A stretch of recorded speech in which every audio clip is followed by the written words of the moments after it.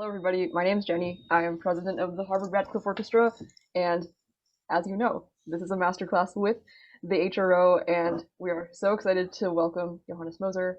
First, before I give this over to Patrick, there are a lot of you here who are not Harvard students or members of the orchestra, and that is quite exciting. Very happy to welcome all of you.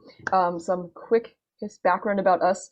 HRO is America's longest running symphony orchestra. We're currently in our 213th season, and we are very fortunate to be professionally conducted by Maestro Federico Cortese, but we are completely student run in all orchestra administration. So it is quite exciting that we are able to do things like this. And we usually perform in Sanders Theater on Harvard campus, and well, not this year, but we should be returning there hopefully soon. And come see us in person in the future. All right, Patrick, it is now all you. Awesome. Thanks for the introduction, Jenny. I'm going to give a quick introduction to Johannes, who I'm sure a lot of you are familiar with, but in case you aren't, Johannes Moser is hailed by Gramophone magazine as one of the finest among the astonishing gallery of young virtuoso cellists. He's a German-Canadian cellist who has performed with the world's leading orchestras such as the Berlin Phil, New York Phil, Chicago Symphony, Los Angeles Philharmonic, among many others. His recordings include concertos by Dvorak, Lalo, Elgar, Lutoslawski, Dutilleux, Tchaikovsky, and his most recent release last December featured music by Danish composer Thomas Agerfeldt Olesen. He was the top prize winner of the 2002 Tchaikovsky competition, and in 2014 was awarded the prestigious Brahms Prize. So without further ado, I'm gonna go ahead and hand it off to Hayoung Moon, our first performer. Hi, thanks so much, Patrick. My name is Hayoung Moon. I'm a sophomore in the college, and I'm pursuing a dual degree program with New England Conservatory for cello performance, currently studying under Professor Katz. Yeah, and I'll be playing the Prelude and Fugue of the 5th Bach Suite.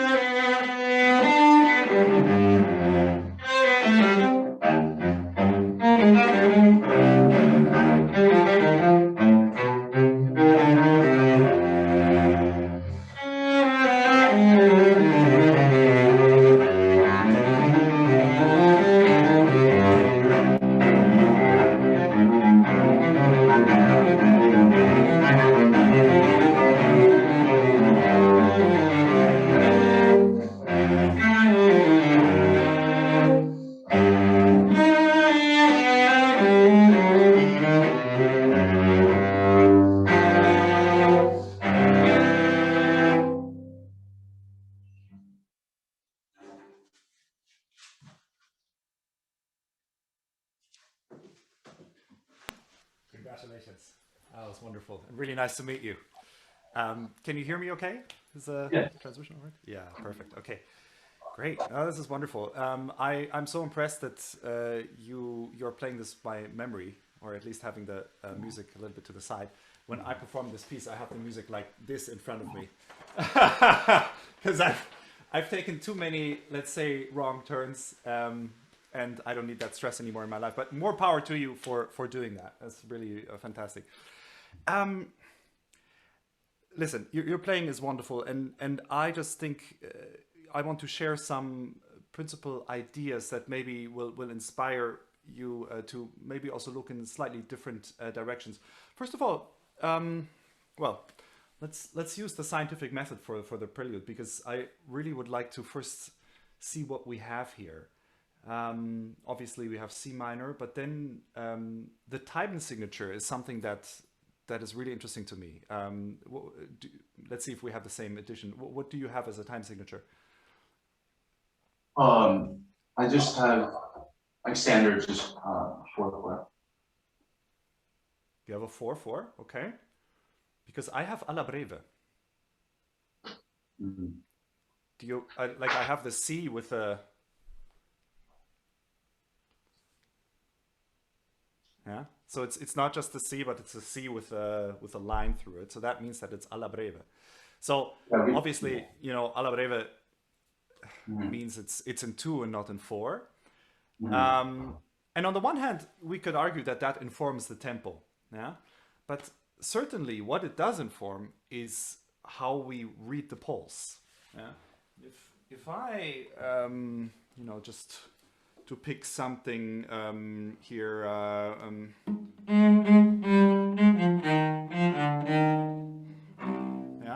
If I get stuck too much, then I lose the alla breve.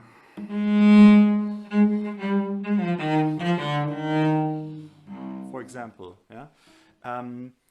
I was a little bit under the impression, also from the way you are guiding your vibrato, which we're going to talk about in a second, but also how you guide your phrase. And I don't want to say I get stuck in 4, but I feel that there's an importance on all 4 beats rather than taking half beats. And maybe that's already manifesting itself in the first bar. If we're too much in 4, yeah, every note gets an importance. But if we're on 2, yeah, we are having much more of a sweep there. And I want to talk about you, before we go on to the vibrato, I want to talk to you about the significance of the 16th notes that are under the slur. How do you view those? I'd be interested to know. I view them as very like improvisational, almost cadenza, like just kind of filling in the gaps between the main sort of heavier beats. Absolutely, I couldn't agree more. I think that is great. What I would like to hear a little bit more in your improvisation is,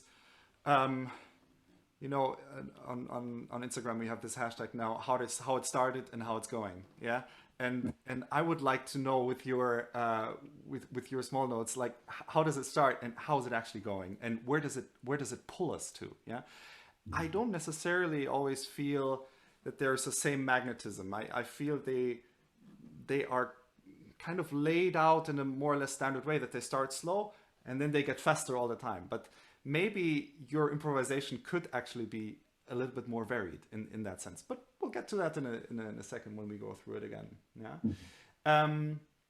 Now, let's talk about the most boring subject, which of course is vibrato. Yeah. And I just want to give one idea to you. And that came to me when I was listening to a 4-hour recorder recital, which in itself was, you know, no offense, but it was torture. And so once we came to hour 3.5, there was this young lady, she played beautiful, she played some Telemann. And then it came to a cadenza, and then what she did, it stopped on a E flat, and then she started to vibrate. She was doing like that. And, you know, obviously my teeth fell out, because I was like, this is incredible. Like how is that even possible? But I understood that the vibrato was taken as an ornament and not as a sort of beautification in a general way. Yeah. So vibrato or not, we don't have a direct phone line to Bach, obviously. Yeah. But we know that, for example, Boccherini was vibrating, and probably Anton Kraft, who was the cellist of Joseph Haydn and then later of Beethoven, probably was dabbling in vibrato as well. I don't know about what was used in the time of Bach. Obviously, we had gut, or they had gut, so the sound was warmer, so we need to compensate for that a little bit. But what happens when we treat individual notes with such vibrato as I hear from you, suddenly these notes turn from a harmonic structure, which this obviously is. I mean, the suites are a 4-part harmony, which we will talk about more when we come to the fugue. It turns into a melodic thing, yeah? And suddenly you give melodic importance to notes that are actually just part of a harmonic figure, yeah? So that means if I hear like, yeah, suddenly I'm wondering, what do these notes have to say melodically speaking, yeah? Rather than me just showing the C minor harmony, yeah? So you're drawing attention to these notes, whereas, you know, they're just part of a harmony. So what I would like you to do as an experiment now, and it's going to be very funny, and you know, I don't mean to put you in an awkward position, but give it a try. That whenever you want to vibrate, instead of making a vibration, you do a trill. Yeah. So we are exchanging the ornament. Yeah. So now we are going away from the idea of beautification, and you will see there's going to be a lot of trilling going on. But let's give it a try. Let's give it a shot.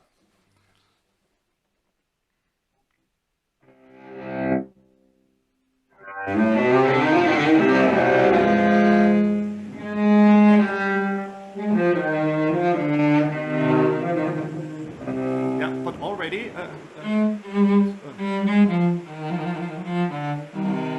And this is a difficult one. Yeah. Okay, and so on and so on. Yeah, that just raises awareness for what we're actually doing. Yeah. Okay, let's go back to this idea of alla breve. I loved what you did in the first bar.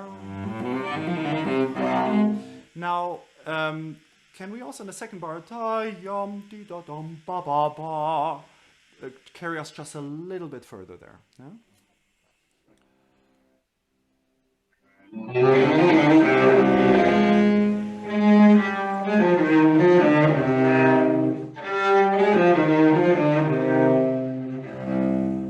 Yeah, very good. I have one question for you, and obviously I don't have the answer for that. But here, at least in my edition, I have a half note on the E. And then when you look at bar 5, we have, and he deliberately over the C puts a pause. Yeah, so he's like, okay, the top voice is resting there, which is an indication for me, if he had two ways of writing the almost the same thing, that he was also expecting two different things. Mm-hmm. So I don't know if that is a correct thing to do, but I find that interesting somehow. Yeah. Mm-hmm. Because obviously we have different notation, and then when it comes the third time, he does not put a pause sign anymore, because we was like, well, as I showed before, that was just a sign of caution, but now you know. Yeah. So you're already doing the fingering. So I mean, it's for you. Just stay on the G string. Huh? Try it once.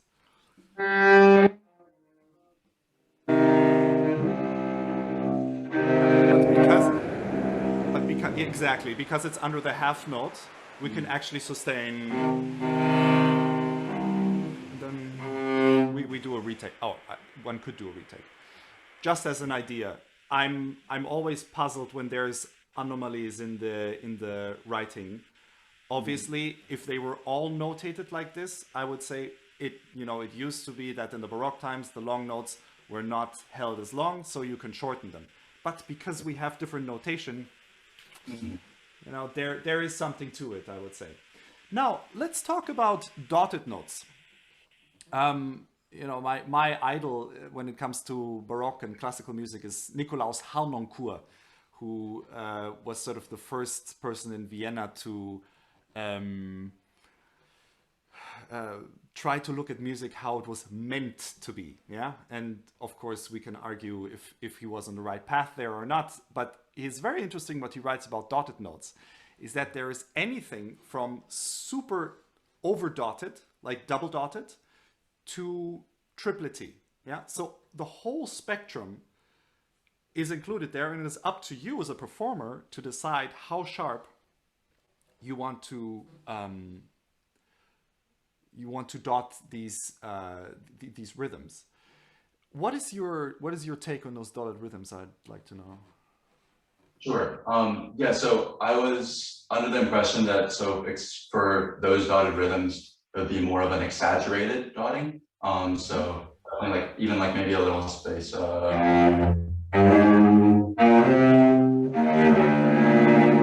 Right. Yeah. That brings us sort of in the vicinity of the French overture, which I like very much. Careful if we are thinking alla breve, ram, ba bam, ba bam. Yeah.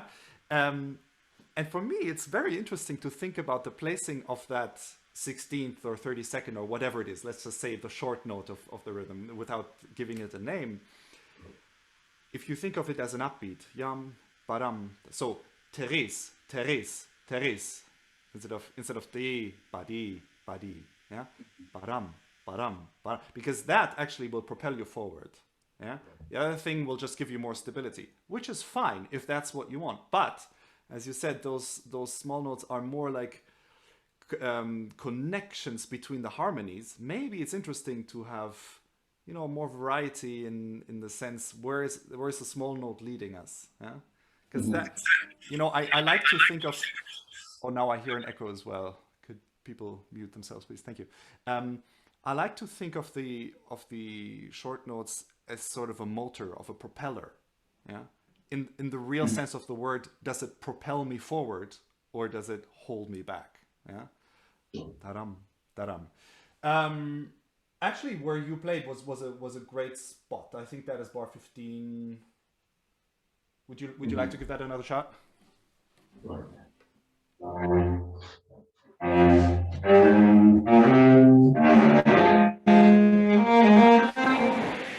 I have the feeling that you, because you are giving the notes quite a lot of vibrato, you're getting stuck a little bit on the long notes rather than not taking them too important. Yeah? I mean, harmonically, what are we doing? Sorry, not in the Scordatura, obviously. Yeah? Are we actually changing harmonically from this bar? Or are we starting in the different bars? No, I think that's the same bar. Yeah, we're just resolving, right? Like in measure 17, the chord. Precisely. But are we changing any harmonies from bar 15 to 16? I don't think so. So if you insist so much on these small notes, you're giving me the impression that there is new information to be gathered from you. But there is not. Harmonically, we are staying in the same thing, right? That's why, you know, just to say something about the fugue as well. Whenever we have information of a changing harmony, yeah, for example, I try not to move too fast because that is information that is really crucial for the listener to follow harmonically. If we are staying in the same harmony, then there's no new information, and we don't need to insist so much there.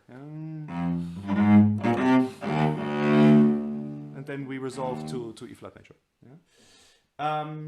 Let's give that a go.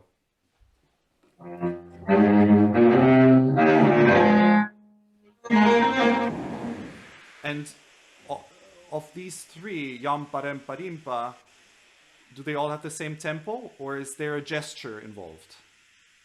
I think there's a gesture. I think there's a little. I think so too. I think so too. And there's many ways to do gesture, but just give us an example. Here bum ba-dum ba-dum. Super. Let's hear that.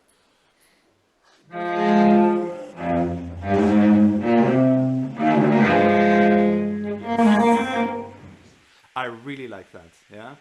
To make the gesture more important than the individual note, yeah? Listen, in our favorite piece, yeah? Yeah? Or favorite. If we take each note with the same importance, the gesture is lost, and it's all about the gesture in that sense. Yeah, it's one sweep, and it's the same thing here. If you give me so much importance on each individual note, the gesture is lost. Yeah, and I'm not the one to tell you what the gesture is. Yeah, that is what is so great about the music is that you are in charge of the gesture. With and but when we think back on Bach's times, it was not just hello or how you fist bump or elbow or whatever we're doing now, but it was this kind of thing, yeah. And there were people that were known for their elegant gesture, yeah. Right. And of course, obviously, that is what you find in music. Yes, is how elegant are you able to form a gesture? Yeah. Okay. So those are the thoughts on the prelude. I think the improvisational aspect that you mentioned is right on. I think on that you could expand even more. Yeah, I'd be interested to see where you can actually take us. Yeah? Now let's look at the fuga. Obviously, as I said in the beginning, all these suites are based on 4-part harmony, and the genius of Bach is that he lets a monodic instrument perform 4 voices. Yeah, and I was thinking when I was working on this piece, and I keep working on it because I find it so hard to even come close to master it. What if the 4 voices come from 4 different instruments? Yeah. So if we think of a wind quartet, yeah. So we're going to exclude clarinet because obviously it wasn't there. But let's say recorder, and then we're going to have oboe, we're going to have bassoon, and maybe French horn or something like that. Yeah. Obviously, they have different characteristics to them. Yeah. And so let's say if these 2 voices in the beginning, we have the alto voice. So let's say that is in the oboe. Yeah, the oboe is like pa, but then it has a nice vowel to it. And then the bassoon is maybe like it's a little bit darker. So I have a little bit of brightness on the top voice, if you know what I mean. Yeah. And then it gets really extreme at the end, for example, when we have maybe, French horn wasn't what it is today. I mean, it was really it was really quite without any how do you say that? You know what I mean? Like you have to do everything naturally. So it's definitely not as agile as a flute. Yeah. So, and this is just one example that you take wind quintet, or you can take 4 voices: soprano, alto, tenor, bass. Yeah? Or you can take whatever you find in 4 temperaments, yeah, or 4 seasons, or and if you go through the voices and you're like, okay, this is a second middle voice, this is a third middle voice, this is a bass voice, and this is the top voice, and you apply those characters to those voices, suddenly you don't have one amazing cello line, but you start having a 3-dimensional object with different voices coming out. Yeah, and that is just an exercise because obviously it's still going to be cello. But it gives you the possibility to start imagining these voices as their own character and as their own characteristics. And I think all of that should be led by the right hand. Yeah. So how many different characters can we get just from the right hand? Yeah. I don't know. Do you like sake? Not particularly. Not particularly. Okay. Well, what I find so amazing is that all sake is made from rice. So it's just a difference in how it's treated, right? So we come with the same instrument, but because we treat each voice differently with some different ingredient, we are able to create a completely different character in taste, in sound, in whatever. Yeah. Shall we give that a shot? And Patrick, how are we doing on time? Are we doing like 30 minutes each, or what is the plan? Yeah, so we started with Hayoung around 105. We'd like to keep it to 30 minutes each, but it's okay if we have a little buffer time at the end in case. Okay, we sounds good. So. Yeah. If you are fine, let's talk about these voices. So let's say the first voice. What character do you want to give it? And this can be anything really. I'm not sure. I think what you said about the oboe kind of fits a little bit more. Shall we go with a wind quartet? Shall we try that? Just to use those characters. Shall we go with a wind quartet idea? Sure. Yeah. Yeah. Good. So let's do the first voice. Sorry, I didn't mean to interrupt. Oh no, it's okay. It's okay. Yeah. I was just saying, with like a little bit floaty, but not really not light, but a little bit more floaty. Yeah. you want to give it a shot? Just these first two notes. Great, and we're just going to rely on the right hand there. So. Yeah. All the emotion, and emotion in this case coming from motion. Mm-hmm. Yeah. If you have motion here, just transfer it. It's not getting lost by just you not vibrating as much. It's not that the motion or emotion is lost. It is just transferred to this hand. So if before we had a little bit more of this, then obviously I need to be a little bit more active in the right hand. Yeah?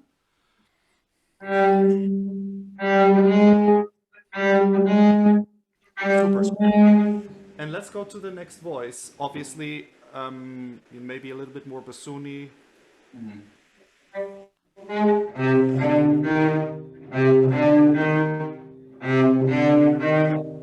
Exactly. Maybe I have a different vowel there.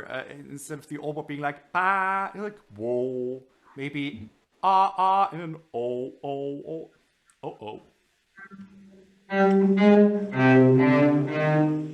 Yeah, for example. Okay, and then we come back obviously to the oboe ba ba ba ba ba. Yeah?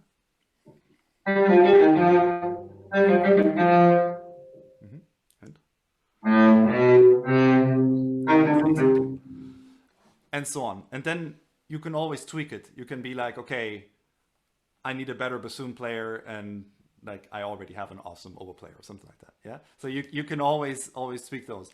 And not to, make a dogma out of it or a religion or anything. But it's a good way to identify the voices and to become a little bit more aware of different characters. Because you play so great, but we don't want the audience ever to tune out because they feel like, oh yeah, fugue, same, yeah, right. for 2.5 pages. It's too difficult for that, and we need to keep the attention going, yeah.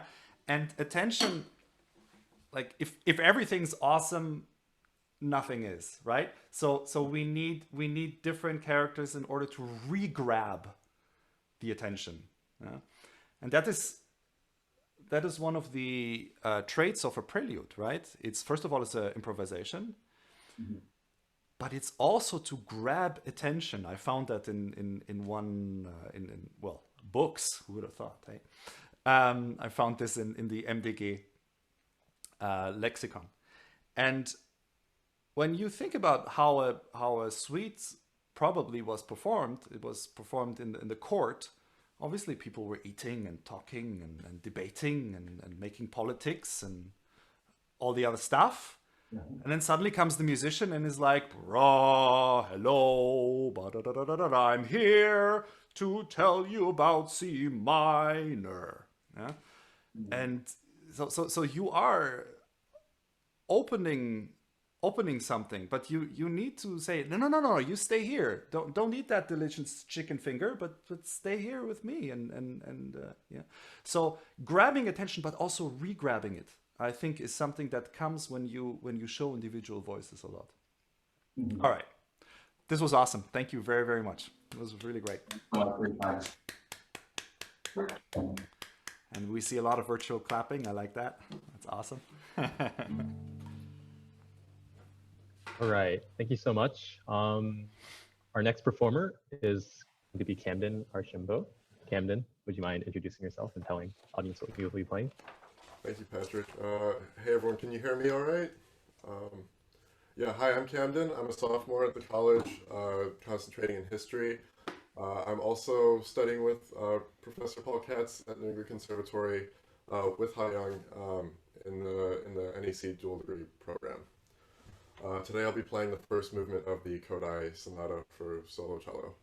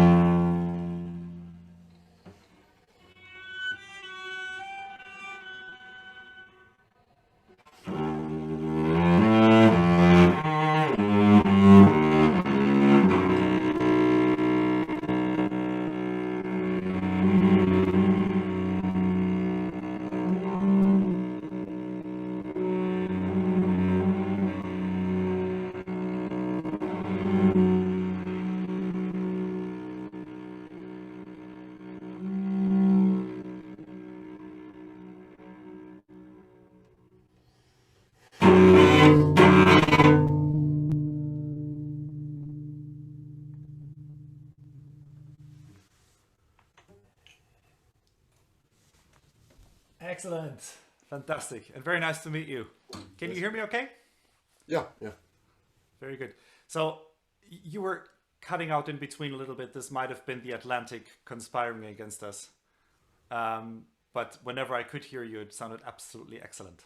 So I'm just going to give you some small comments because obviously you already made up your mind musically and expressively. So, you know, there's nothing for me to disturb there.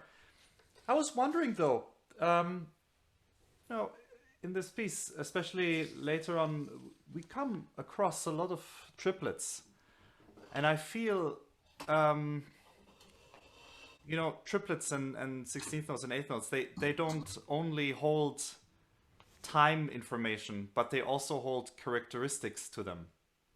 Yeah, and I feel often that the triplets are distorted in a way that I'm not really hearing that you are reaping in the benefits that you can gather from a triplet. Yeah. Mm-hmm.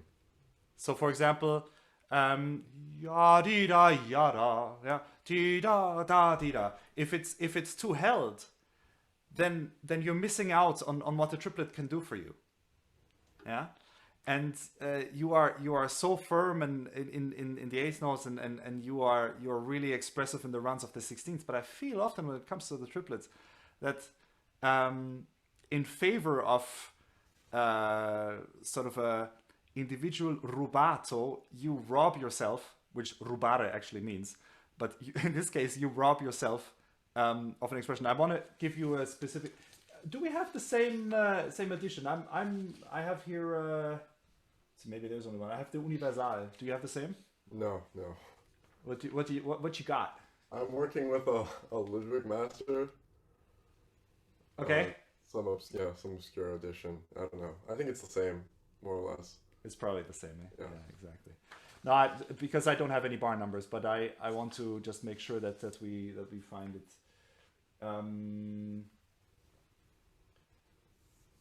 For example, if you look, this is my second page. We have, of course, I don't have the Scordatura.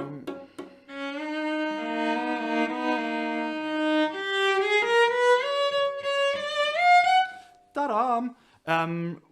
When you have that da da ri da da ra da da yam ba ba, yeah, that can carry you upwards. And if it's too much like dia dia dia, if you take too much of the dual bowing, then it sounds to me just like engaged eighth notes, but it's missing the three motion, if you know what I mean. Was that absolutely unclear where I started? Oh, yeah. Do you want to give that a shot? Maybe from...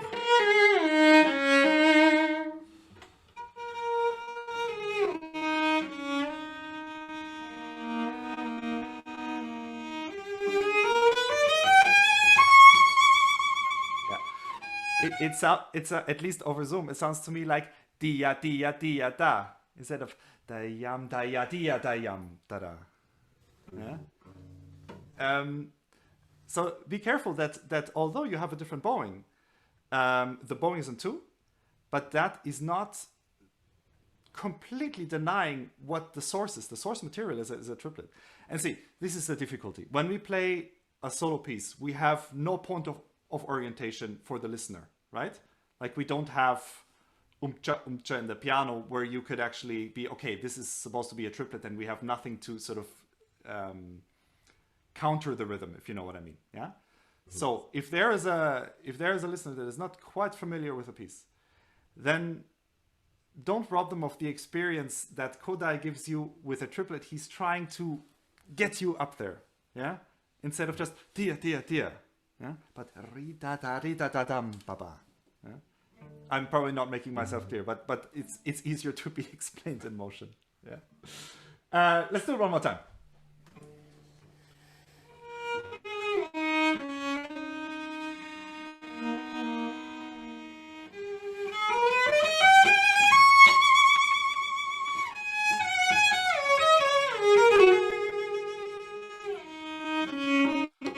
Yeah, and somehow compared to the triplets, I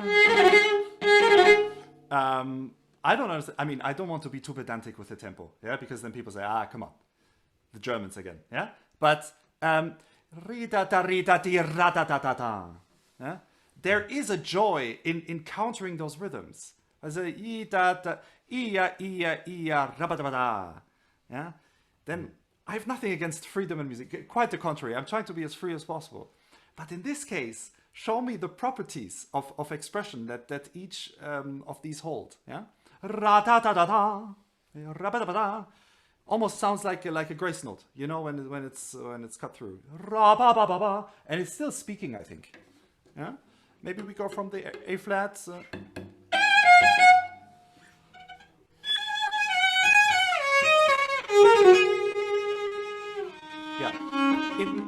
Let's, for example, what is the most important note for you here in these four notes? Because they sound like la as if they're all the same. So what is the importance that you want to show in that figure?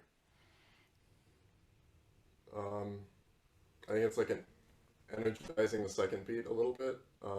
It's almost like I think so much of the movement is about second beats, kind of saraband like, but it's moving towards that emphasis.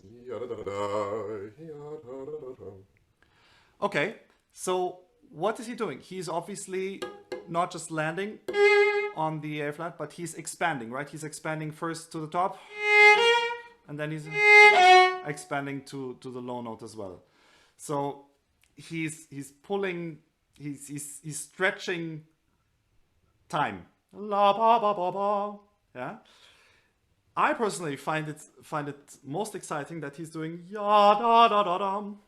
Yeah, because he could have also written, but it doesn't have the same energy. Try out those different energies. For example, first play as the bad composer Johannes Moser would have written it.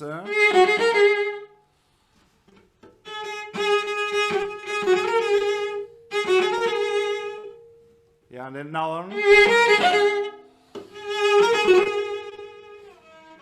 Yeah, they still hold the same information for me, and I disagree with that. I think then maybe it's more lyrical and is more of a revolting.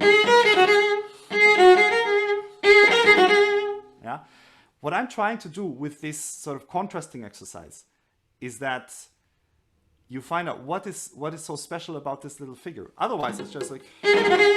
Yeah, and it holds no special information. Ra da da da da, and you know, I think we can agree that this is well, folk music turned to high art, yeah, and when it says la da da da da, there is, I find, a very human expression in that, yeah, and I want to find out what this expression is instead of, yeah, and I think you can expand that a little bit more. Okay, but try that contrasting exercise. Now, next thing.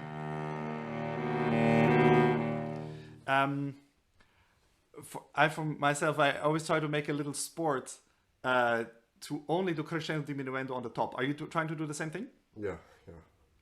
Yeah. How do you do it? Because I mean, listen, Zoom is everything gets lost through Zoom. So you probably did it perfectly back there in where you are. I assume you're in Boston right now. Or? Yeah. So yeah, what is the method that you apply? I just think about keeping the weight constant on the lower string, but it's challenging. So by lifting, yeah. Yeah. I think that's good to a certain degree. I feel like the danger is once you get to a point where the pressure gets so high that you actually kill the note a little bit. Yeah, it sounds almost like, and I often hear it. Yeah. So there isn't, obviously we want to keep this as constant as possible, but what would happen if you lighten the weight on the low note and you enable yourself to go a little bit faster? So actually,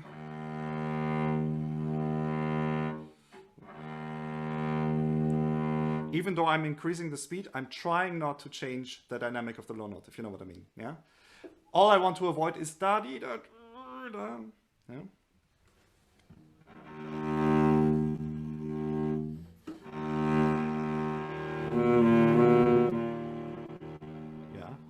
And that is one version. So if you want to come for the second time a little bit more pressed, you have that option as well. But that will just expand your palette.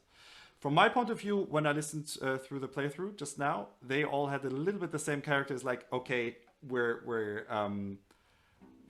raising the weight on the note. Mm-hmm. Then I want to address something that I've seen, and that is that when you go into very soft playing, is that it seems to me that your hand is almost falling back a little bit. So in a way, I have a feeling that you're losing touch with the string a little bit. Yeah. Let's see. There's one really beautiful soft spot here on the last page, I think. Yeah, exactly. Like when you're on the second string.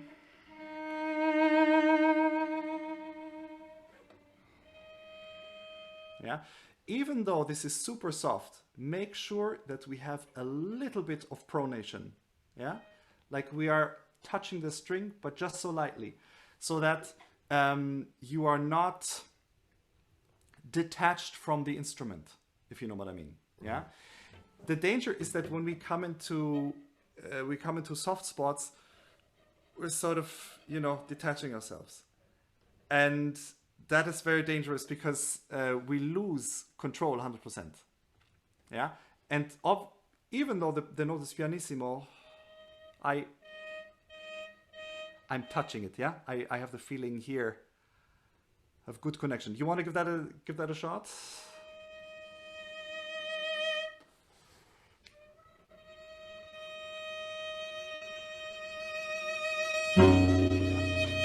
Exactly. Just out of curiosity, when you come to the middle of the bow, I feel these fingers are off. And then, no, sorry. When you start the note, this finger is flat, obviously because it's far. And then when it comes to the middle of the bow, pinky gets active, but these fingers go out. Is that on purpose? I'm not sure. Try it again, just as an observation. I like to have the fingers on the bow, but everybody's different. People say that maybe this sounds lighter, but I feel it sounds thin easily. You want to give it a shot?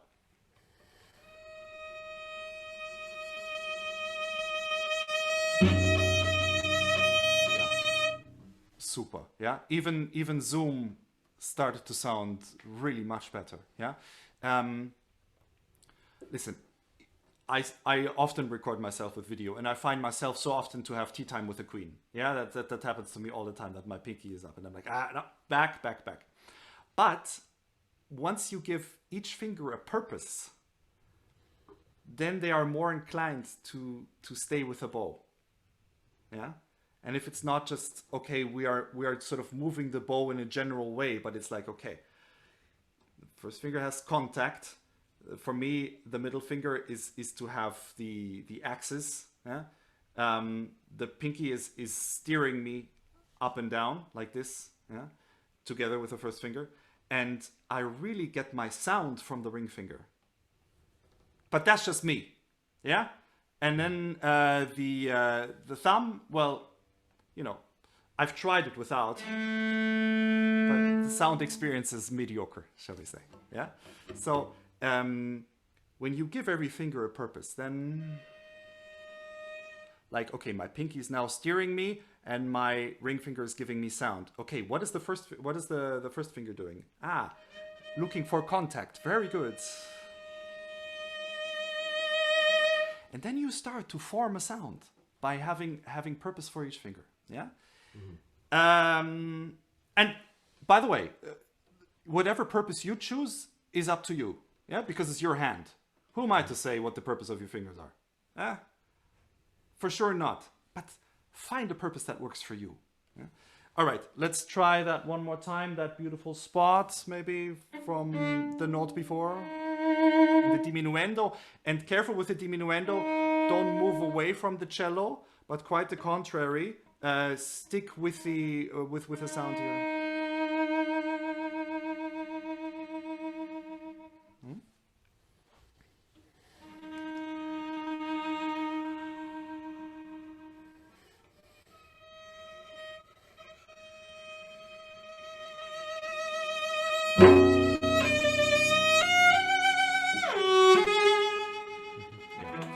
Now, at least from what I can hear through Zoom, I have much more consistency and much more meaning in the sound.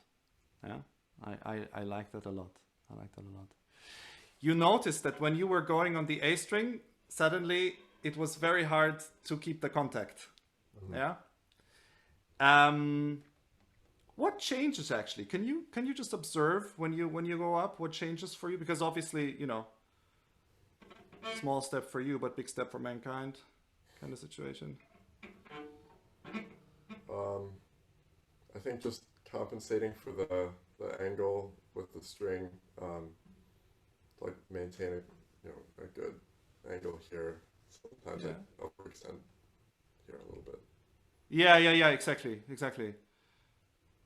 Is it completely against your belief system if I say that maybe moving around with the body just a little bit could help?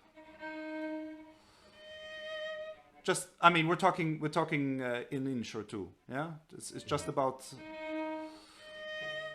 because you have great posture, but I feel your body and the cello are kind of one unit, and then whatever happens with the arm, you have to compensate even with the fingers, yeah? So I personally try to stay really connected with my knees, and that gives me a little bit more freedom to move around the instrument. You know what I mean? Yeah? Mm-hmm. If I don't have good knee contact and if I move around, then the cello just does whatever. Yeah, then it goes like this, and that of course is bad news. But if I can, you know, if I go back, tuck, tuck, oh, tuck, tuck, tuck, tuck, tuck, I can move the cello like a tooth, like a, you know, tuck, tuck, tuck, like this. So, but I try to move around just a little bit like that. Yeah? And depends also on the instrument you have. I have a relatively small instrument, so that is good. It's good for travel. I can recommend it. Yeah. Okay, so let's try that one more time. And going around and not compensating with these fingers like that.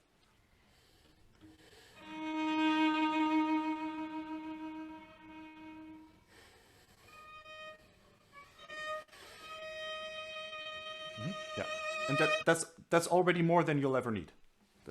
Yeah, I'm not saying that you should go like this, but just reach a little bit. And we're talking homeopathy here. Yeah, it's not a huge operation to go like this.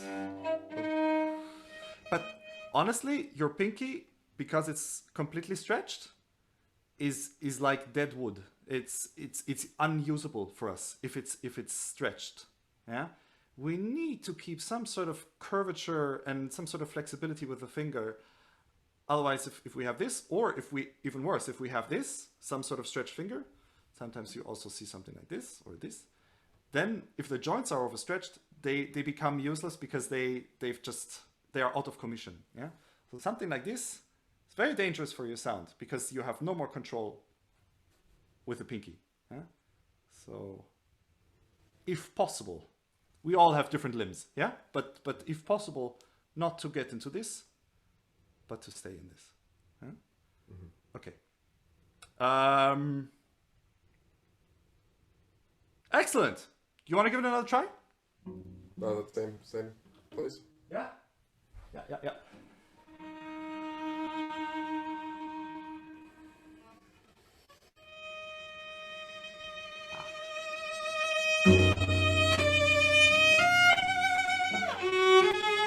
I mean, obviously I have confirmation bias, but I really had the pleasure that from the beginning, it was telling me a story, that note.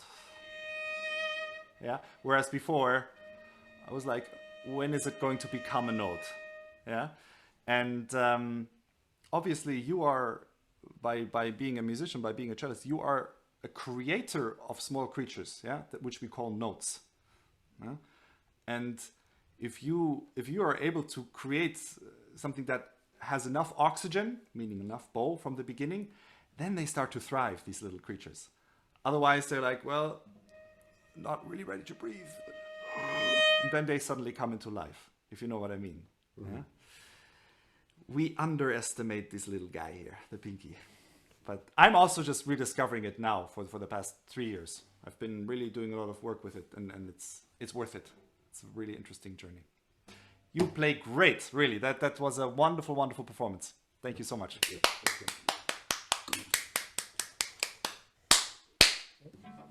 Thank you so much, Camden. And now for our last performer, Ethan Cobb.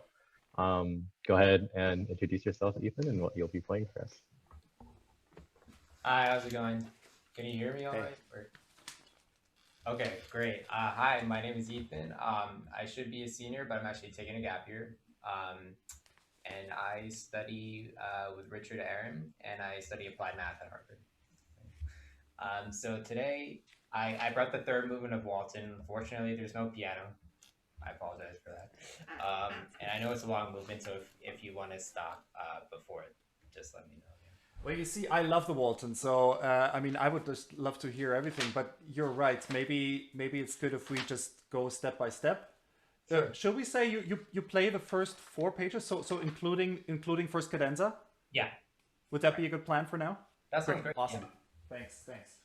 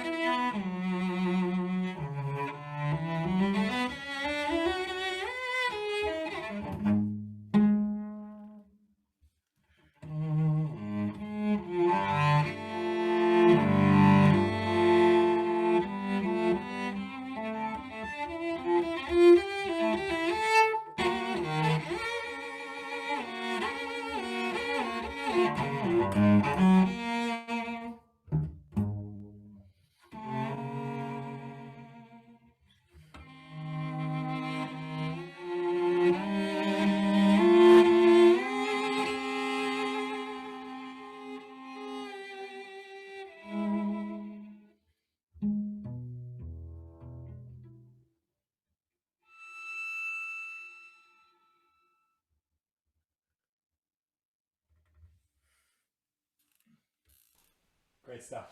Congratulations. Super nice, super nice. I'm glad you're bringing the Walton. I love that piece. Okay, let's talk about pizzicato. You know, you're a true artist, yeah, and you phrase the pizzicato in an absolutely delicate way, but so delicate that I'm absolutely sure that after row 3 of Symphony Hall, people will see your pizzicato, yeah. So there will be witnesses, but on radio, I don't think there will be, yeah. So careful with overly phrasing your pizzicato, you know, below the sort of mezzo piano region, what you perceive as mezzo piano, yeah, because obviously we need to be aware that pizzicato is sending much less than the arco is clear, yeah. So even something as beautiful as what you do here, yeah, I cannot go because nobody's gonna hear them. And actually, even musically, I think it makes sense. I play towards this note, yeah. So I don't close my phrase, and then it's like sorry, I forgot something to say. It's here, but actually we're connecting the two. Yeah, and that sort of makes it one nice package. Do you actually you pitch them individually? I think, huh? Yeah, I've kind of experimented a couple different ways, but that time I think I did it individually, right? Yeah, I was experimenting a little bit with having it sound as the chord, like just kind of letting it ring, but I don't know. Yeah. I like it. Yeah. I like that. And anyways, I mean, what he's trying to achieve is exactly that. Right. Is like a harp. Yeah? And no shame in letting it ring a little bit, I find. Yeah. I wouldn't be too urtext obsessed by making it individual. Yeah? I mean, the guy had a house in Italy, for Christ's sake. You know, I mean, he knew how to have a luscious life. So I think, you know, I think we're not straying too far from his philosophy in life. But let's also look at the pizzicati in the first page, huh? These little things here. Right. And I'd like to know, I have the feeling that your pizzicato is very much orientated upwards. How do you plan the trajectory of your pizzicato? I'd like to know. Yeah, I think generally try to adjust like the position along the fingerboard corresponding more or less to the dynamic, I think. But I think in that time I was a little more kind of vertical snap than I would have liked to. Yeah. Yeah, and obviously there's a limit to how much we can pull, because we don't want to get into the Bartók pizzicato area. So anything that's sideways is good, and don't be afraid necessarily of touching the lower string, rather than really going against it and using it as sort of a net that catches your movement. Yeah? Right.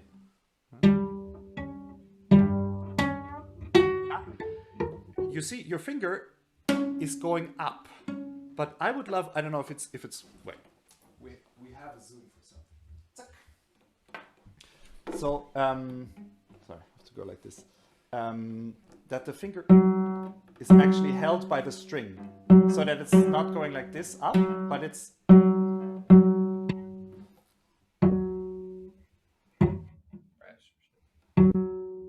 yeah. Right. So you're going more sideways.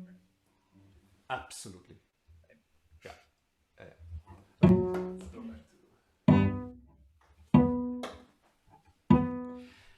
Because I, under all circumstances, I want to avoid that it sounds pointy and that it sounds thin. Right. Yeah. So I'm trying to make it as thick as possible. We can also talk about position a little bit. How far can you go before it turns obnoxious, shall we say? Yeah, I mean, we don't want that, but show me.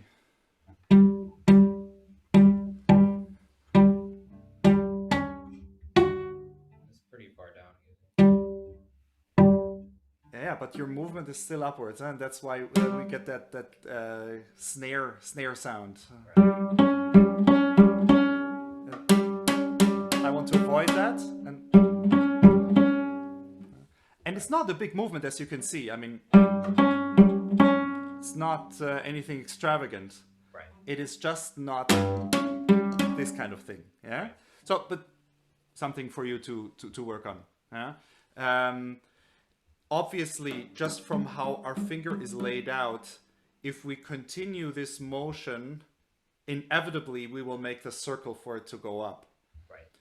So instead of being with the hand too much forward, where you actually have to make the curve, if you go a little bit back with the hand, it's more of a motion, of a downward motion, if you know what I mean.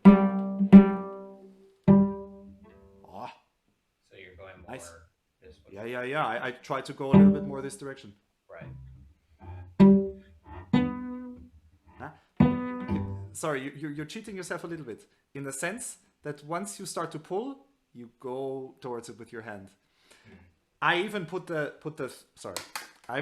thumb here sometimes to keep my hand stable, and then that I don't even have to go like this. Huh?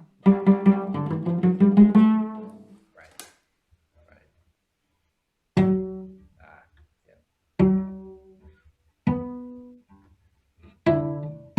Okay. Very good. Well, we don't want you to get a blister, so 3 minutes a day. I'm because I've never played it. Now I use the pandemic to learn the Sinfonia Concertante, and I do the same thing. I do 3 minutes of,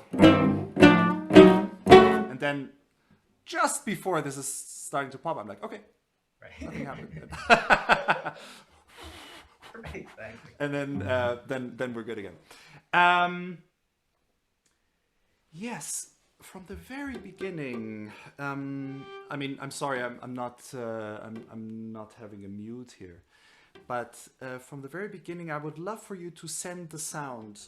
It's obviously with a pandemic, we all get sort of stuck in the mindset of our room and the size of the room. But if you can think a little bit more forward, even in pianissimo. Yeah, that from the beginning I'm trying to, this is the note that I want to present to you rather than this is a note, yeah, but this kind of feeling, yeah. Do you just want to do the first couple of bars and? Yeah. Thanks.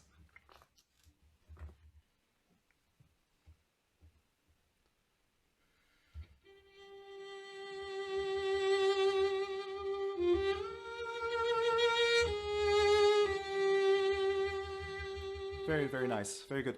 Let's just take it until here. I just tell you what I see. You begin beautifully. And then the bow is doing this. Right. Yeah? And the phrase is over. Right. Yeah? Just for you to know, I've chosen a different bowing because I want it to be down bow here. So...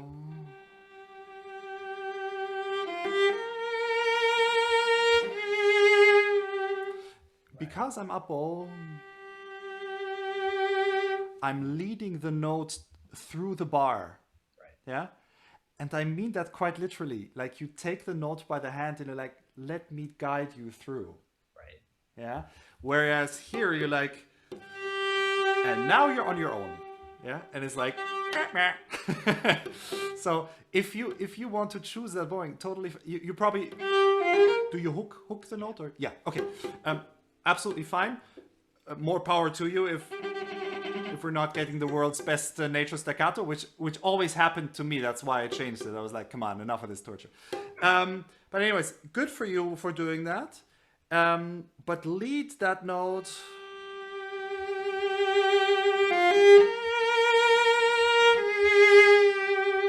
And also this note.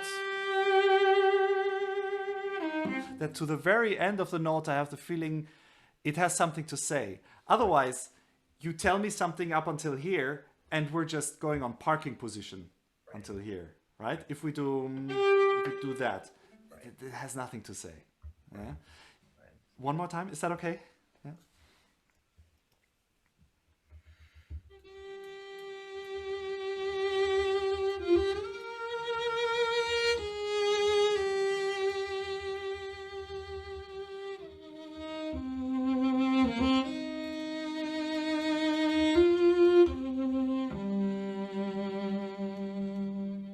Yeah, beautiful.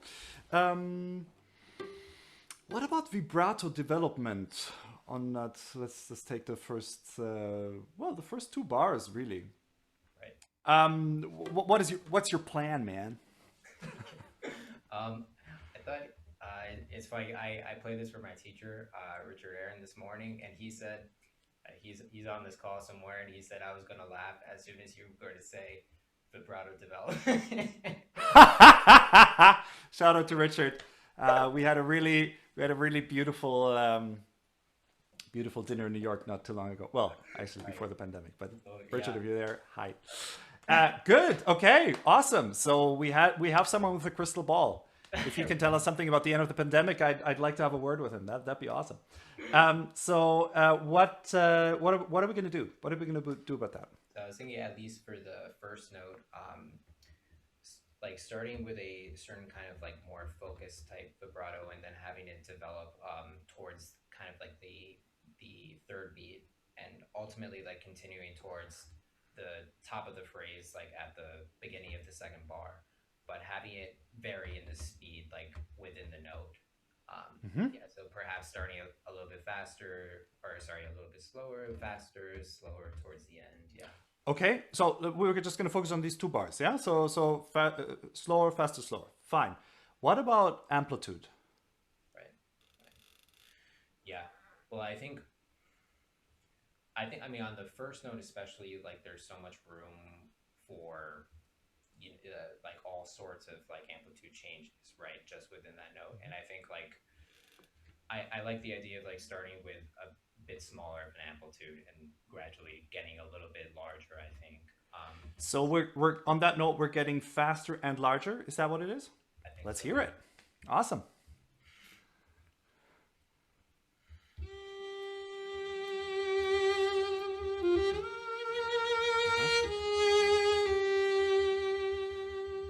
Absolutely beautiful. But what I hear is not what you've announced. What I hear is that you do an amplitude crescendo, but then it gets kind of, as I said, this is our gray zone here. Right. Could also have to do with how you treat the bow. Yeah. I always like to think, how interested am I really in that note? You know, and sometimes I listen back to live recordings of myself and I was like, I thought I was interested, but really I wasn't. Yeah.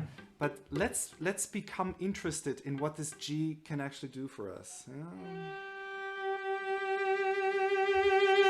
Because the intensity of the note needs to reach a point where it spills over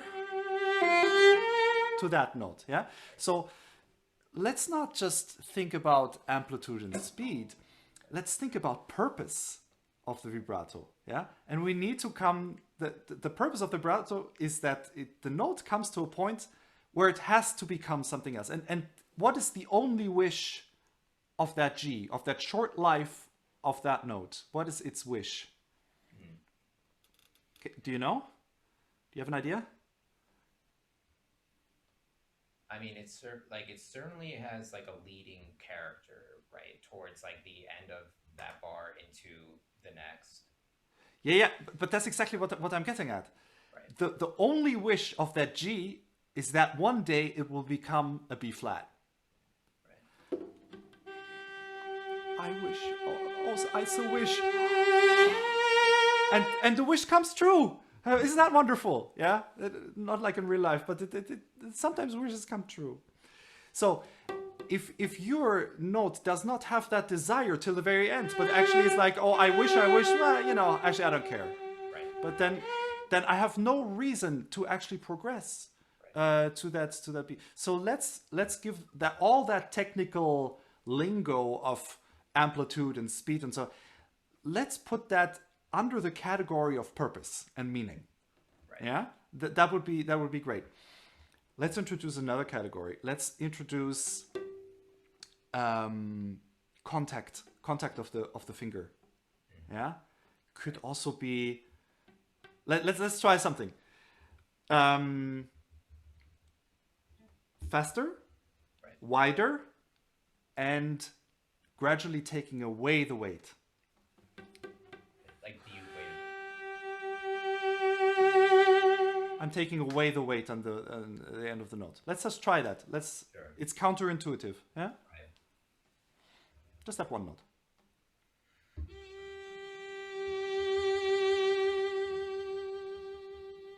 Yeah, but you are taking away the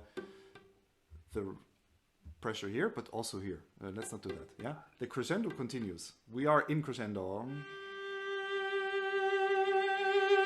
Right, and we are dialing up the speed. Yeah? So you're getting rid of the weight in the left hand, but keeping the right. Yeah, exactly. Okay. Yeah.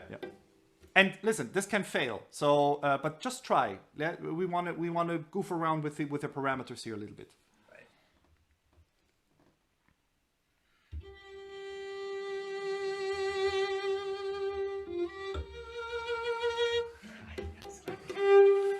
Yeah. Okay. Independence of hands. Maybe a subject to look into. Yeah. Yeah. This is sometimes what I try to do in a diminuendo, for example, is I take out the weight of the right hand and I do a crescendo in the left hand.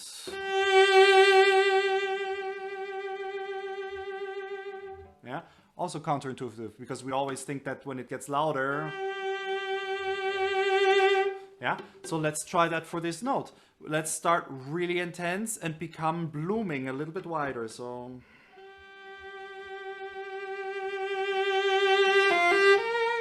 just as a playfulness, yeah, just as an experiment. And don't go away from the sound here. Right.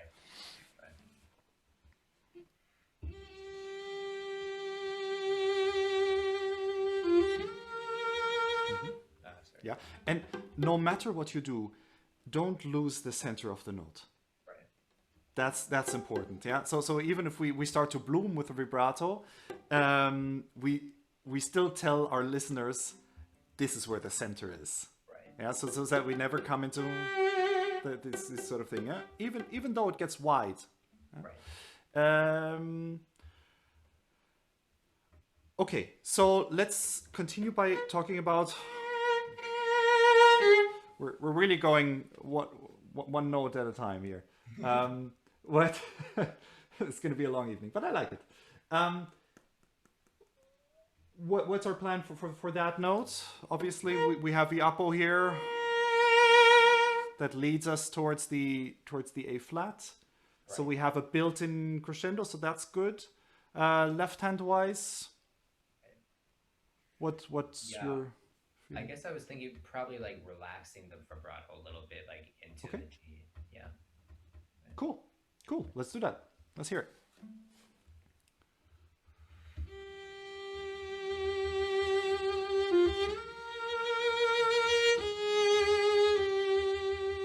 Very good. Once you come to the changing point, maybe just to prepare the bow change a little bit because it's such a pity. By the way, the vibrato can help you, vibrato legato. Imagine that the motor of the vibrato is not in front of the finger, but it's actually in the middle of the hand. So actually, the motor continues no matter what finger I use. So, yeah. By stopping this motor, by doing the change at the same time, your whole system is getting a real shock of like almost like a hiccup. Yeah. Right. So then not only do you have to do a bow change, but you have to restart the vibrato. And obviously that's going to be a big cut. So left hand legato can guide our right hand. Right. Yeah. It is always so fascinating to me how the support of the left hand for the right hand and vice versa for the right hand to the left hand. For example, that shift for me is entirely done with the right hand because it pushes me up. Right. Yeah. If I had to guide my shift with the left hand, it would sound really meager. Yeah, I just figured out the right hand is leading me and the left hand can just fall and follow. Yeah. And I feel like here, in order to get right hand legato, you need to have left hand continuous vibrato. Right. Yeah, and feel free, and we're really going to annoy your neighbors now by doing the slow motion.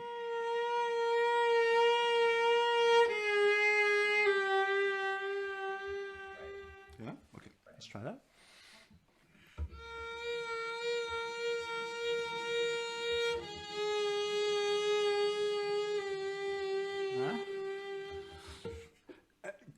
Good on you for the slow motion, very good. But I felt that when you were changing, first of all, it wasn't speaking, so you didn't have your finger really prepared. Yeah, so there was not enough weight on the finger. And still, you had to come to sort of a neutral position to change the finger and then to continue. I would love for you just to be able to do that. Right. And slow motion is a great way to practice this, actually. Yeah, and so often I find myself yeah,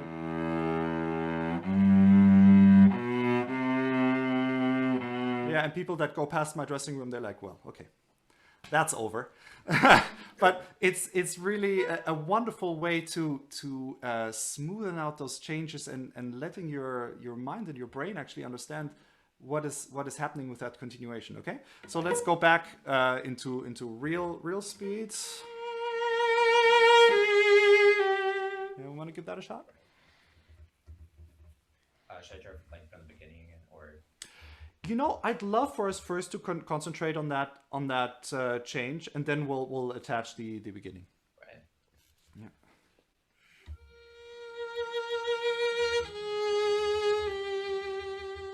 Very good. If I just may share my observation, right. Your third finger is stretched. And your second finger has a long way to go until it comes in a good position. Have you tried to... So... You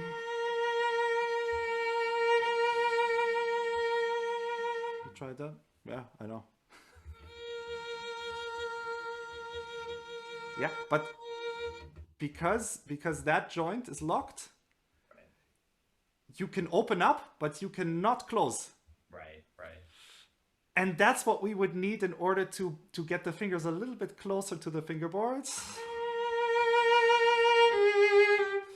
That's why, you know, people ask me, well, why are you so against locked joints? Because there's, you know, for example, if you look at Sol Gabetta, I mean, she almost has a 90-degree angle here in that finger.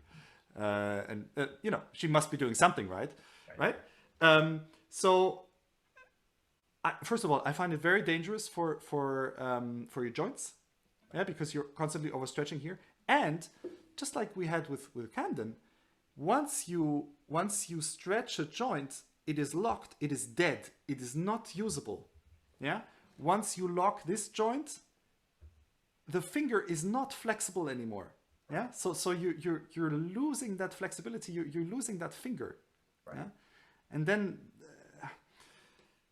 it's very hard to make a legato that way. Right. And at least I used to play like this a lot, like when I was 18, 19, like that was my thing. But it was an inheritance from me as a younger kid of not having strength. But we're both grown men now, so now for us should be easy to use the full strength of our joints. Yeah, it's just to rethink that. Right. Yeah, so that's when. Yeah, that I have the flexibility, and flexibility is strength. Right. Yeah, also in real life. Wow, that goes into the kitchen calendar. I like that.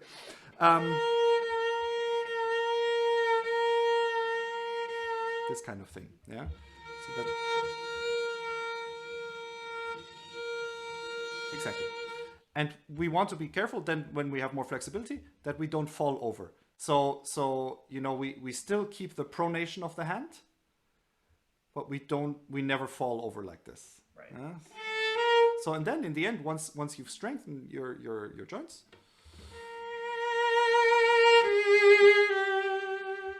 Right. it's much better to have the Right. control.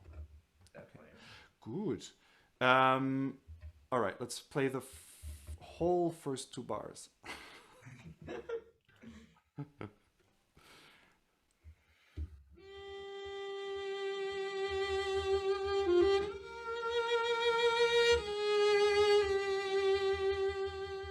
Very good, very good. And we probably then have to do the changeover, but I know we have a little bit of a buffer.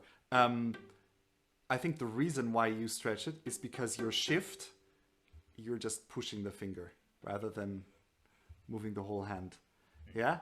And if Yeah, you pretty just much. push, then obviously, you will have a dead finger here. Yeah? By the way, just to stretch and then move with a hand after it is also a possibility. Yeah, so, yeah.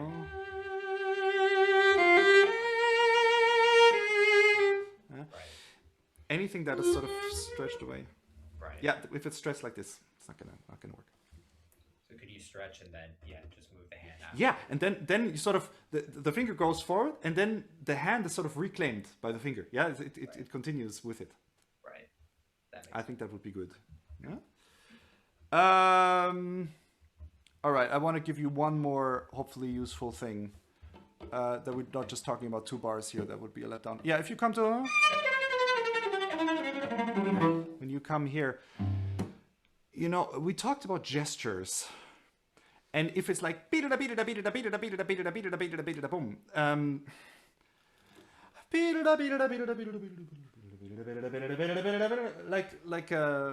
like when you go skiing, it's like or snowboarding, this kind of feeling, or when you're on a soaring plane, this kind of feeling rather than like this. Yeah, and so think of the crescendo diminuendo in bigger terms. Let's not play triplets for the beginning, but actually let's make it legato. That first bar.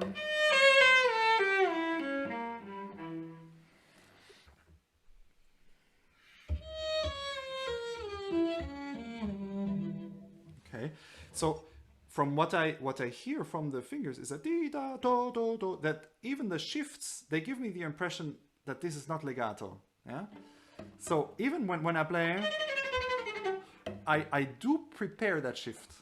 Yeah, I try not to go last second, but again slow motion. Yeah, my finger goes into that direction already. My elbow is preparing. My shoulder is going a little bit more down because that's the position that I need to be. And I'm preparing all that stuff. Yeah? One more time legato. I think that was a good exercise.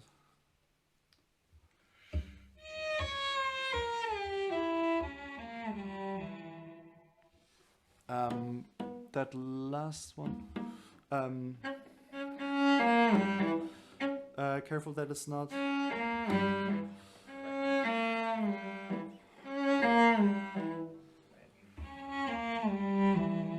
Yeah, very good, very, very good. Yeah. And now let's play that with triplets.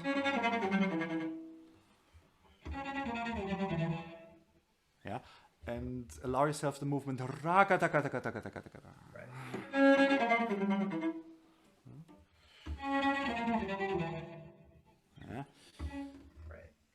It's not quite clear when. Yeah. Maybe that's where the obsessed sound comes a little bit from. It's like you want to play 3 notes, 1, 2, 3, 1, 2, 3, but that's really hard. Yeah. Better think in bigger chunks. Yeah, as sort of one motion. Beat it up, beat it up, beat it up, beat it up. Beat it up, beat it up, beat it up, beat it up. Beat it up, beat it up, beat it up, beat it up. One more time.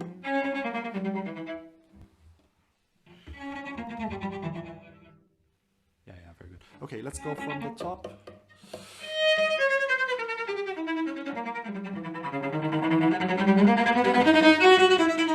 Yeah, this kind of feeling.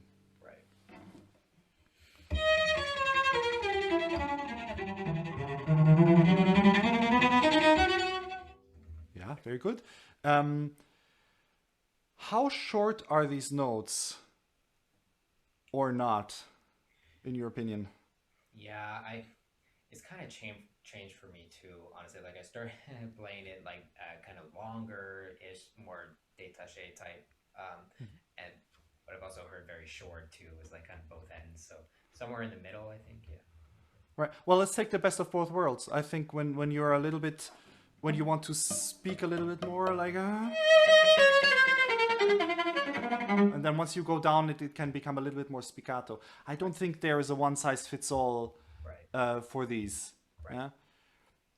Because what happens in the orchestra? Brum, brum, brum, brum. Not much. Yeah. So we are the only sort of structural motor that is going on, and if we are too technical about it,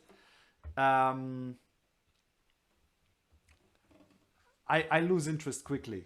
Yeah. Mm-hmm. Yeah. Right. Do you want to give it another shot? And maybe do the diminuendo and the crescendo with the length of the notes rather than applying pressure. Right. Again, when you go down, don't become too soft. Symphony hall. Yeah.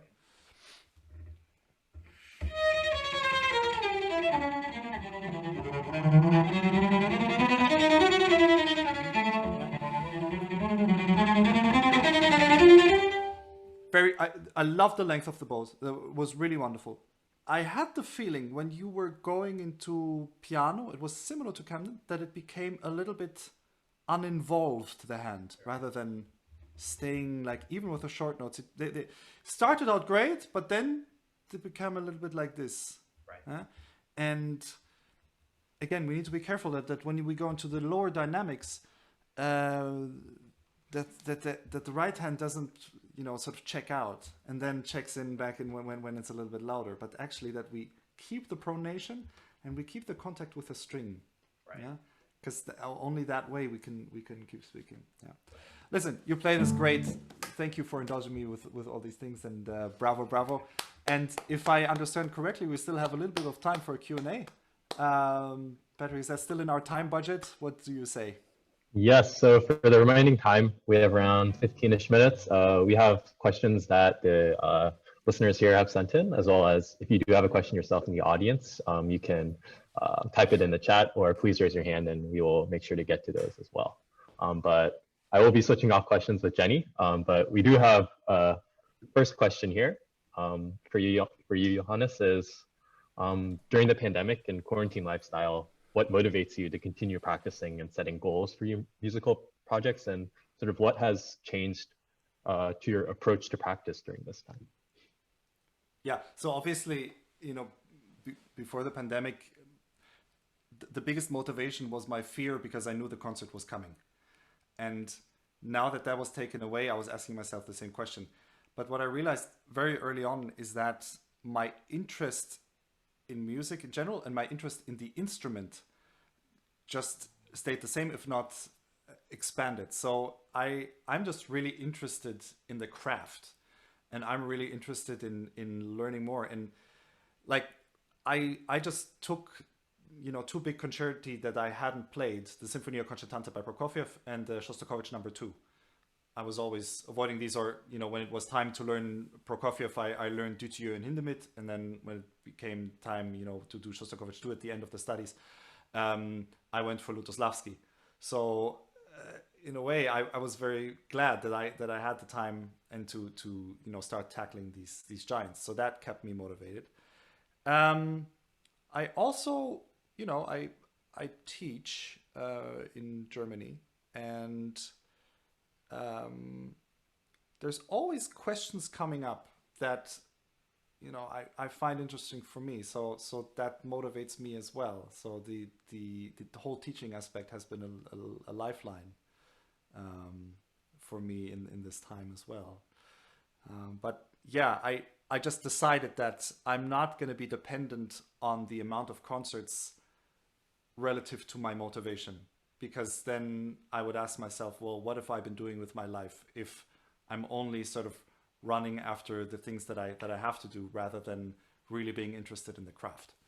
So that I really early on, like already in April last year, I was like, okay, this is how it's going to be, and I'm gonna keep a rigorous practicing schedule. And that was a good way to go. Thank you. So I see we have a question in the chat from Daryl Goldberg, who asks, what are your go-to warm-up exercises? Mm-hmm. Okay, so obviously that changes over time, but I think that scales and double stops are indispensable. I have friends that disagree and they say, well, scales are a big waste of time, but I don't think so.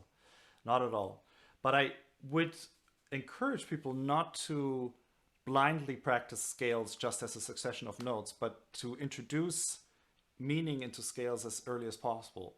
What does it mean to play a fourth? What does it mean to play a third? What does it mean to play a minor third against the major third? Yeah? And then obviously, you know, through that we have a much easier time practicing the different intonation system, Pythagorean and just, that which are the most applicable for us. But also very early on we learn when we play a scale that not every note is the same, but actually that when you have a succession of notes, they all have a different meaning and they have a different function. So for example, when I think of fourths and fifths, I feel like they are the responsible for the architecture of a scale. So they give stability. When I think of a third, obviously, you know, it's the modality. Is it major? Is it major? Is it minor? So it's a very important note. When I think of a seventh, how much does it want to be resolved? Yeah, if it's tonal music, and so on. So, and nobody can tell you what meaning to give to each individual note. But I think just to play scales blindly is a waste of time. Then I play double stops, and I don't just play the classic thirds and sixths, but I also play fourths. I play tritones. I play fifths. And then sevenths, which are really popular with my neighbors. And obviously big sevenths as well. Then octaves. And then every morning also some tenths. And that's been coming in really handy now that I'm playing the concertante, but also obviously for the Haydn concerto. But I start the day really warming up before I play. So I do exercises now. Every morning I do half hour of yoga, or if I don't have so much time, I just sort of warm up the body, maybe with a quick run or something like that. Just so that I'm not starting cold with the instrument, because obviously that's you're setting yourself up for injury, I find. So warming up before you warm up is what I highly recommend. And then, just begin the day with open strings and see where am I at with my physicality, and where's the instrument at? Because my instrument is very temperamental. That is the height of the strings change all the time. And so, yeah, just to sort of check in with the instrument, I find that really good. And then for tonality of scales and double stops, I usually orientate myself. If I play Haydn D major, then obviously I try to do D major, or I try to do A major in order to be ready for the development.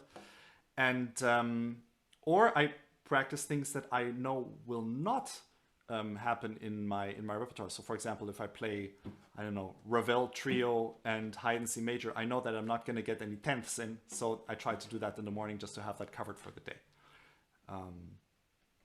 Yeah, and then I try to change it up whenever I can. And vibrato exercises, I think that's really important. So 4 on a bow, 6 on a bow,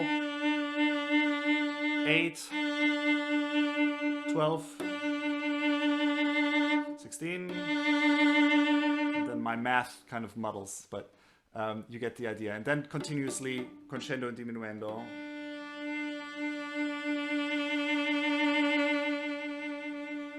Just to play around with those parameters.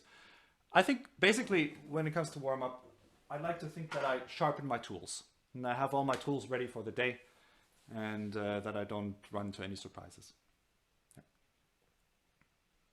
All right, that makes sense. Patrick's Wi-Fi crashed on him, so it's just me now. All right. You can do it. Yeah, if anybody has any questions, I'm going to give like a couple of seconds for you to shout it out. Otherwise, I will continue with our pre-planned list from people submitted. All right, time's up. So here's another one that was submitted. How do you prevent cello-related injuries? I guess that goes along sort of what you were saying before, specifically issues related to cello-induced back pain. And if you're struggling with said injuries, how do you manage them? Mm-hmm. Yeah, so back pain is a big thing because obviously people think, well, you know, cello playing looks so relaxed, but obviously we have a slight turn. Cello's on the left side, so sometimes we're even turned like this. It's a really boring answer. It's exercise and strength exercise. So I have to be careful with my wrists. So I have to be careful with the kind of yoga that I do. But obviously that is very good for stretching.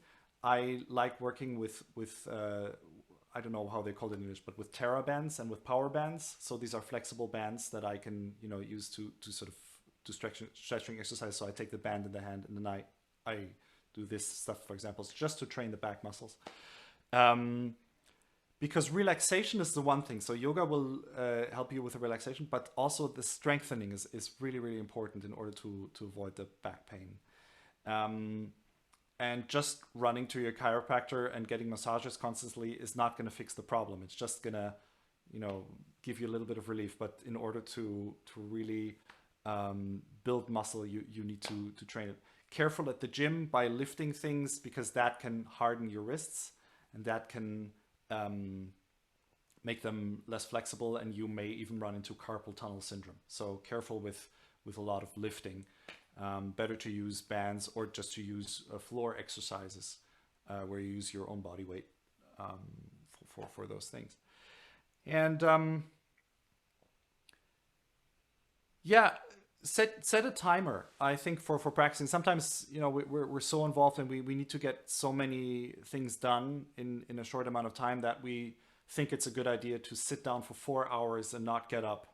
And that's obviously very bad. So, you know, set a timer every, I don't know what, 35 minutes to get up for 5 minutes, stretch, loosen up, and try not to get up every 35 minutes to stay for another 35 minutes on your device, but just take 5 minutes and then go back to practicing if possible. I've made it my rule that if I have a long practicing day, I turn my phone off and I put it in a different room, or I even, you know, give it to someone, so that I don't even get into the habit of doing that. And yeah, so those are my things for exercise. But there's no way around exercise, I find. Awesome. Okay, and we have a question in the chat from Susan. What is your take on basic cello posture, and sort of what's your sort of approach to that? Mm-hmm. So, wait, I need to open this. I find it personally really, really important that we sit on the back of our bones. So if we stretch this too much, then everything, the whole chain is going to be locked. So if we are able to sort of sit on the back of the sitting bones, that gives us more flexibility. and especially this part, the lower back. If at least when I'm a little nervous, that's the first thing that I lock up. So before I go on stage, I breathe in, and I try to sort of do this in order to even in Dvorak when it comes when the tutti comes, I do this, just to sort of get flexibility in the lower back, and I find that really important. And the posture of the feet should be that if they're too far in front, I cannot stand up. But if they're just the right amount backwards, then I can just stand up.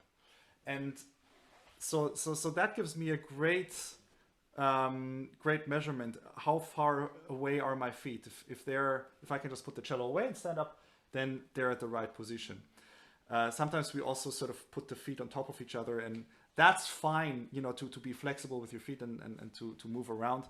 But sort of as a basic posture, to have both feet on the ground, that when you move, you actually don't have to do all of that with your back, but you actually can counter the motion with your legs. Yeah? So I find involving the legs really important. And oftentimes, when I'm nervous, like my calf muscles will tensen up, and my foot will go up as if I'm wearing heels. And if I'm tense down here, I know that inevitably my shoulders are going to tensen up as well. Yeah. So I like to check in with different parts of my body while I play. So for example, how are my feet doing today? They're tense. Okay, then everything else sort of relaxes after that. And it's good to make that a habit, not only in practicing but also in performing. And it's so easy to forget, and then suddenly you're surprised. Why was it so hard to play the concert? Well, because we were doing this. And if you feel that during performance or during practice something is getting tight, loosen it up with breath. So pushing the limb with breathing out. And that helps me a lot, because just by saying relax, this is my default relax, because I'm just that kind of guy. But I can relax myself with conscious breathing and just checking in how am I doing with my shoulders, how I'm doing with my calf muscles, or where am I sitting, And often this is another really important thing for posture, because everything is happening on the left side, not just after the election, but in general in cello playing as well. That the cello is on the left side, and we earn our rent on the A string, so everything is sort of towards the left. And I'd love to check out, can I also move on my right sitting bone every once in a while? And actually helps the sound a lot if I can do that, rather than just staying on that one position. So experimenting how you're sitting, how your feet are doing, those are things that are often overlooked. And about this, I already talked about good contact with the knees. I think that covers it with the posture. Yeah, but it's an endless subject. And what I love about it is that we're all different. And nobody can say, this is how it's done. Like I watched a Navarra video on Boholt recently. And Navarra was an amazing teacher. But he was of the idea that, this is how it's done. And these are how the fingers are supposed to be, and this is where they go in the bow, and so on. And everybody from Stefan Haag to Heinrich Schiff, they had the same sort of Boholt because of that.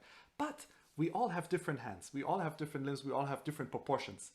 And so what I find is the greatest adventure is that you develop your own technique, whatever fits your body, of course, with guidelines. But then you see, okay, what can my pinky do? My pinky is really short, so do I put it up or do I let it down? And nobody can tell you what is right or wrong. It needs also to just feel good for you. But for that, we need to train ourselves and be able to check in with ourselves. And for me, yoga has helped a lot. So I really recommend that, because it combines motion with breathing. And, that's what we do with the instrument.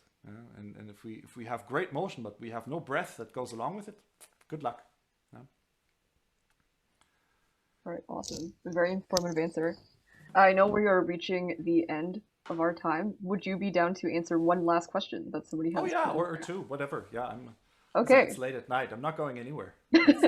And we have a curfew here, so even if I wanted to, I'm stuck. Oh, so we should just keep going. Yeah. Yeah, exactly. Never end. That's Yeah. that works. Okay, so in our chat we have, do you have a favorite piece, concerto, sonata, Bach suite, or anything else in the cello repertoire? Yeah. So this is again going to be a really kitchen calendar answer. Is whatever I play, I try to make that my favorite piece. And obviously, I find that hugely important, because if I tell you that the Dutilleux concerto is my favorite piece, then obviously 99% of my season is not going to be with my favorite piece, and then so I'm just going to have to resort to second best pieces. But if I speak from sort of an experiential level, I will say Lutosławski gives me the biggest satisfaction, together with Shostakovich No. 1, because it taps into emotional regions of anger and aggression that I don't usually have in my life, and so I find that highly entertaining to actually tap into that that region that I don't usually find in my life otherwise. But no, really, the real answer is there are no favorites. I think more and more I just become interested in the craft and how to make that work best for the piece that I'm playing, and sort of coming back to the basics. I find that very rewarding, I have to say. Yeah. Sharpen the tools. Mm-hmm. For sure. All right, let's go with one last one, and then we can wrap up. So here's a very pertinent, relevant question. After a break of now almost a year from the hectic schedule of traveling and performing, what have you learned from the sustained period of mostly just being at home? How has your practice or approach to practice changed during this time? Yeah, well, I mean, to give you the simple answer, I've learned how to cook, and I've learned how to do a decent downward dog. Those are two things that I had on my checklist, and now I was able to do them. But what I've really learned is, first of all, I was always worried that when and if my career would stop, who I would be as a person when that is all gone.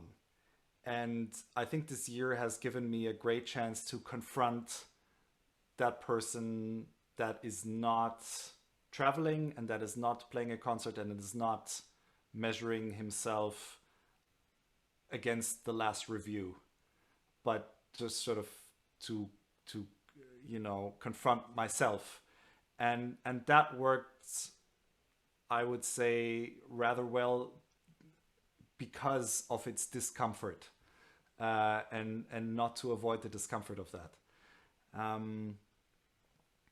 So yeah, I think maybe this gave me a better appreciation of balance and other things. But I mean, despite the hectic schedule, I've always tried to have all ingredients in my life. I could just space them out more now, and take more time. But at the same time, even though I had my hectic schedule, I was visiting museums, I was going to concerts, I was going to the theater, and now all of that was also gone.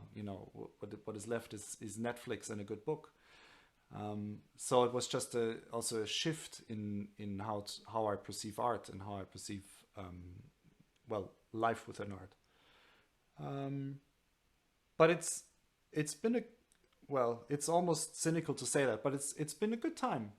I've no complaints. What I'm learning now is that I am not living a life within a pandemic, but that the pandemic exists in my life, but it's not holding me hostage. And I've sort of grown into that feeling that I felt being held hostage by it, and I'm trying to get out of it. And I know in the States it's a little different, because obviously there's a big politicization about masks and the pandemic in itself and stuff like that. And I think once we can just sort of accept the pandemic as something that is real and is actually not political, it doesn't care what your political manifestation is, it just makes you sick, then then I think we can sort of move to more common sense also in how to deal with it. And now, you know, I mean, I just take my mask wherever I go, and that's it. And it's not a big deal. And I've been traveling to, you know, Japan and Korea and Taiwan for the past 15 years, and everybody wears masks when they feel sick, not when they're afraid to get sick, but when they feel sick. And I think that's a beautiful thing, you know. Also respect for others, and I'm going to start doing that. You know, when I feel a little bit under the weather after the pandemic, I'm just going to use it. I think there's no harm in it, and it really shows that nobody's gotten the normal flu these days. You know, the normal flu just doesn't exist here. So, I mean, that's another thing that I've learned, that washing your hands and just keeping distance is good. Yeah. Yeah. I don't know. What have you learned? I'd like to know.